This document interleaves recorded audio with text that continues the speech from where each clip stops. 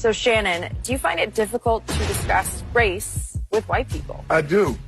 Because, Skip, if you talk all the way real about America and try to have an open and honest dialogue, conversation with white America, then it would go to it would tear down the very foundation, the very fabric in which they said America was built on. America was not built on freedom. America was built on racism. And the backbone, the lifeblood, the economy of America was built on the backs of slaves. That is fact. And racism is so ingrained in America because, Skip, from the very first time when you brought those slaves over in 1619, you had someone to look down on. You robbed him of his given name. You robbed him of his dignity. You robbed him of his humanity. You told him he was less than. You treated him as less than. And then somehow you say, what? That America is what? America is how? He never received that. You got 250 years of free labor. 250. Because, Skip, let me tell you how this works, Skip. When you hire someone to do something, either you can't do the job or you don't want to do the job. So which is it? So as America was thriving, who was doing the work?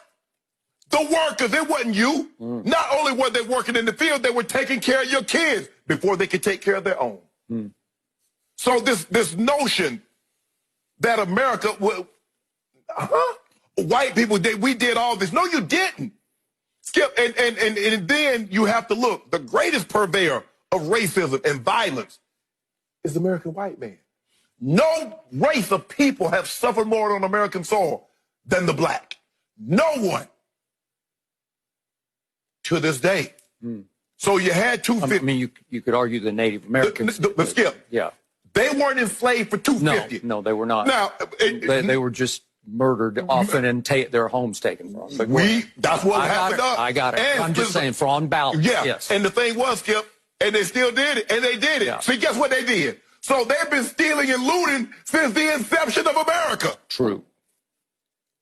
So when you talk openly and honestly about what they did to the American black, and then you're like, oh, get over that. That was so long ago. That's ingrained.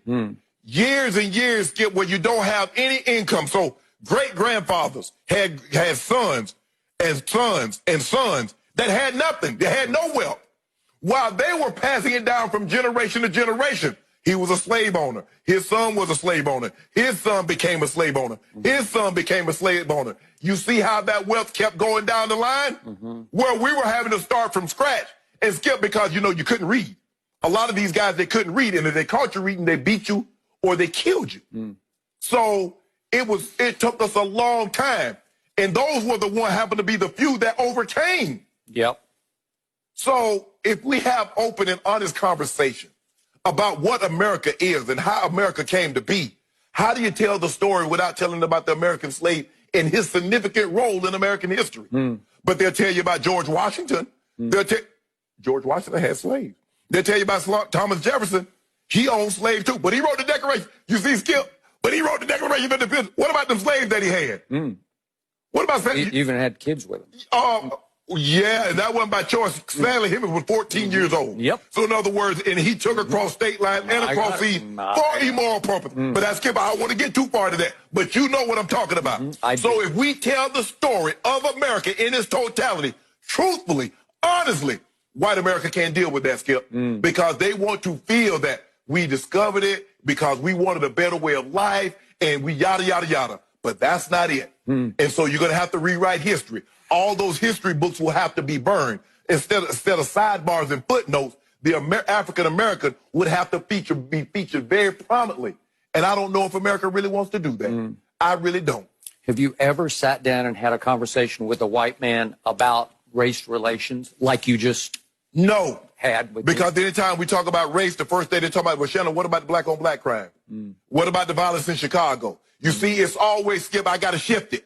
I don't want to talk about, let's talk about this head on. Let's talk about what you did, how you robbed and pillaged and looted Native Americans of their land, and how you enslaved, brought men and women to cultivate this land, to grow. Skip, cooking. Who did all the cooking? Miss Mary ain't do no cooking. Who took care of the kids? She ain't take care of no kids. So, man, stop this. If you're going to tell the story, we're going to have to tell it in totality, Skip. Yep. But we'll have to tell it honestly. And Skip, that's 400 years. That's too much history. You're over 401 years. You don't really want to rewrite that kind of history. Because I've always talked about race. I think the reason why it's so easy for you to talk about race, Skip, because you've accepted the part that the white man has played in the shaping of America and the atrocities in which he's perpetrated against this black America and the Native Americans on American soil. You're open to that. A lot of people are not open to that. The reason why blacks are so open, it's happened to us. Yep. It's cathartic for us because we're talking about what has happened. You see what you're doing is that you said, and my grandmother did a lot. My grandmother had that type of relationship where she worked for people and she raised their kids and she would let them play with her own, with her kids. But Skip, that goes back centuries because the black women would suckle the white children before they suckled their own. So if you want to tell the story in its totality, Skip, there's something called a Mississippi appendectomy. What that was that black women would go to get procedures, and the doctors would give them a hysterectomy. So in order to tell the story about America, you have to tell it all in its totality. That's true. The good, the bad, and the indifferent. Skip, we don't want to tell that side. We want to paint America as, because America is viewed as this place on a hill that everything is so pristine, it's so it's so lovely. But if you go back and you look at his history, 1619. Nah. Right. And even when they said in 1865 emancipation freed the slaves, Skip, freedom to do what? Skip, if he had no education, he had no money, he had no land, guess what he went back and did? He went right back to the very situation. And they called it sharecropping. What are we sharing? Are we splitting this 50-50? No, you work for me, I give you a place to stay, but I get all the benefits of the crop. Okay. But see, Skip, the thing is with you, although you're stubborn, you're very open-minded. You're very receptive to see a different point of view, even though it doesn't coincide with your own. So many people that look like you, that of your color, that talks like you, that sounds like you, they're unwilling to do that. They're so hell-bent. This is how it is. This is how it's going to be. So I don't want to hear anything. Forget the knowledge. Forget the fact that you benefited for what my ancestor did. That's you're true. benefiting from being white in America. So you already, Skip, you're already at third base.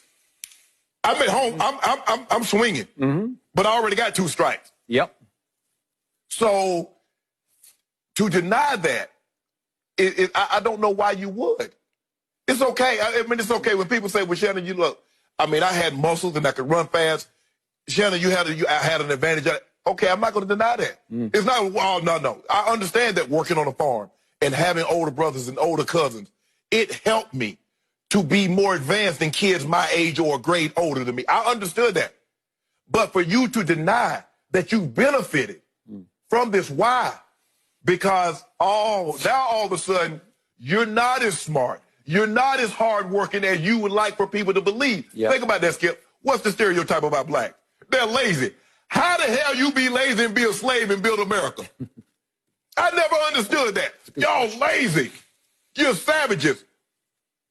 Everything that you see a lot of black America is a learned behavior. What do you think they learned it for? They learned to see how you split them up, and how you killed them, and how you did things when they tried to vote, and what you did to the Native Americans. They see that. So they learned it from you. Everything, they learned it from you. The rioting, the looting, the stealing. But you don't want that side of history to be told. I don't know where they got it from you, because you taught them.